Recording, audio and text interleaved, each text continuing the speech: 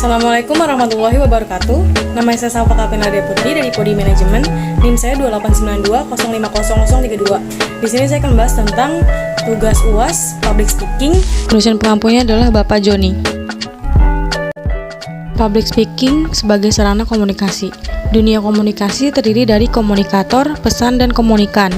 Semua ini berperan melalui saluran yang disebut media komunikasi. Keberadaan public speaking dalam kegiatan komunikasi yang berperan adalah public speaker atau komunikator sebagai pembawa pesan dan mempunyai kemampuan menyampaikan gagasan yang ada di pikirannya kepada audiens. Untuk mendukung kemampuan dalam berkomunikasi, sebaiknya mengikuti seminar public speaking. Pengetahuan kita bertambah mengenai cara komunikasi yang baik, dan manfaat mengikuti seminar tersebut, komunikasi kita dengan orang lain menjadi lancar dan tidak malu atau kaku saat berbicara di depan umum. Public speaking sendiri mempunyai beberapa jenis kegiatan, diantaranya yaitu pidato atau orasi, presentasi, khotbah, memberikan saran sambutan, diskusi publik, dan penutup. Setiap orang dapat menyampaikan pidato dengan baik bila mereka mengetahui dan mempraktekkan penyampaiannya, pengendalian, dan penampilan pada saat pidato. 3 prinsip penyampaian pidato yakni: yang pertama, pelihara kontak visual, yang kedua, kontak mental dengan halayak, yang ketiga, gunakan lambang-lambang auditif atau olah vokal, dan yang terakhir, berbicara dengan seluruh kepribadian Anda atau olah visual. Halayak sebagai bagian dari public speaking. Seorang public speaking akan selalu menghadapi halayak yang terdiri dari satu orang dengan jumlah maksimal yang kadang-kadang tidak dapat ditentukan batas-batasnya. Kadang-kadang halayak tersebut mempunyai derajat heterogenitas atau keanekaragaman yang relatif tinggi, sehingga kemungkinan menghadapi halayak yang benar-benar homogenis secara sempurna hampir tidak terjadi. Heterogenitas itu mungkin ada dilihat dari sudut pandang kebudayaan, khususnya yang dianutnya, dan orientasi masyarakatnya yang berada latar belakang pendidikan informasi dan informal yang berlainan. Berkomunikasi sebenarnya mengharapkan atau bertujuan terjadinya perubahan sikap atau tingkah laku orang lain untuk memenuhi harapan sebagaimana pesan disampaikan. Perubahan sikap dan tingkah laku akibat dari proses komunikasi adalah perubahan sikap yang sesuai dengan apa yang diharapkan oleh komunikator. Dengan demikian, apa yang disampaikan oleh komunikator pada komunikasi akan mempengaruhi sikap komunikan sejauh kemampuan komunikator dalam mempengaruhinya. Kekuatan sekaligus pengendalian emosi untuk keberhasilan komunikasi. John D. Mayer dari University of New Hampshire atau PDF menyampaikan bahwa kecerdasan emosional merupakan kemampuan untuk memikirkan dan menggunakan emosi untuk meningkatkan kemampuan berpikir. Ini termasuk kemampuan untuk merasakan emosi dengan benar, untuk mengakses dan mengelola emosi, untuk membantu pikiran, untuk memahami emosi dan pengetahuan tentang emosi, dan untuk merefleksikan emosi sehingga bisa mengatur emosi dan pertumbuhan intelektual, ungkap Mayer. Mayer juga mengungkapkan bahwa kecerdasan emosional berarti terlibat dalam kapasitas untuk merasakan emosi, berasimilasi dengan emosi perasaan, memahami informasi dari emosi-emosi tersebut.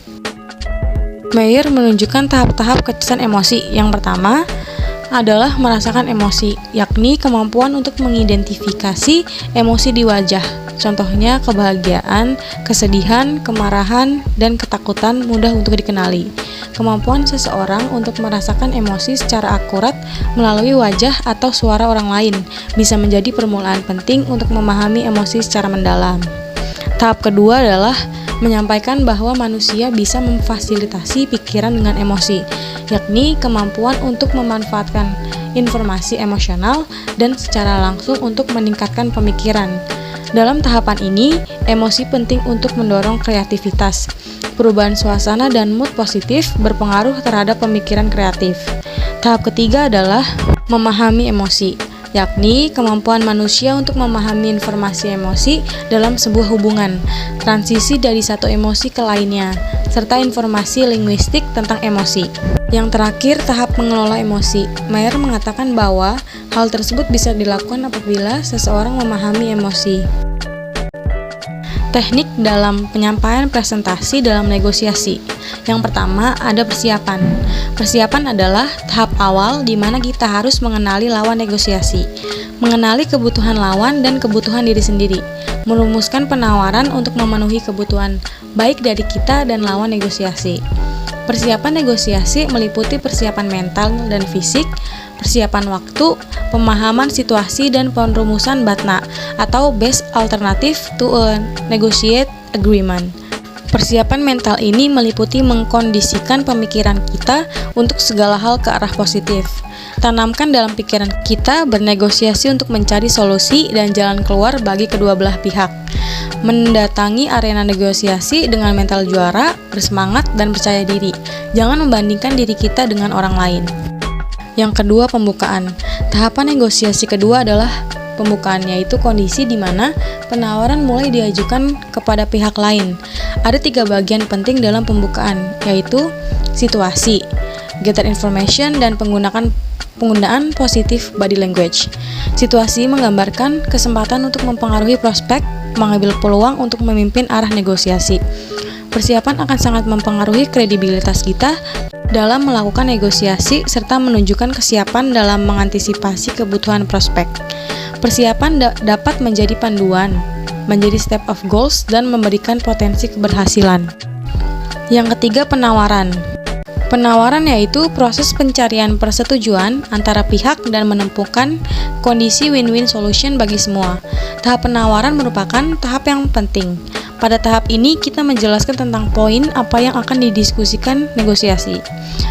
Pada tahap ini kita memberikan penawaran yang kita buat, namun ada kalanya lawan juga memberikan penawaran terlebih dahulu. Dalam fase ini, jika ada keberatan yang ingin diajukan, maka dapat diajukan. Yang keempat, tahap penutupan, yaitu tahapan akhir di mana terjadi suatu kesepakatan antara kedua belah pihak. Kesepakatan ada kalanya dibubuhkan dalam perjanjian atau MOU, bukan hanya sebatas pembicaraan saja.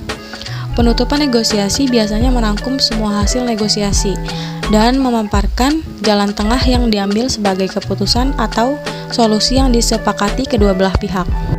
Sekian yang bisa saya sampaikan. Mohon maaf jika ada kesalahan kata. Wassalamualaikum warahmatullahi wabarakatuh.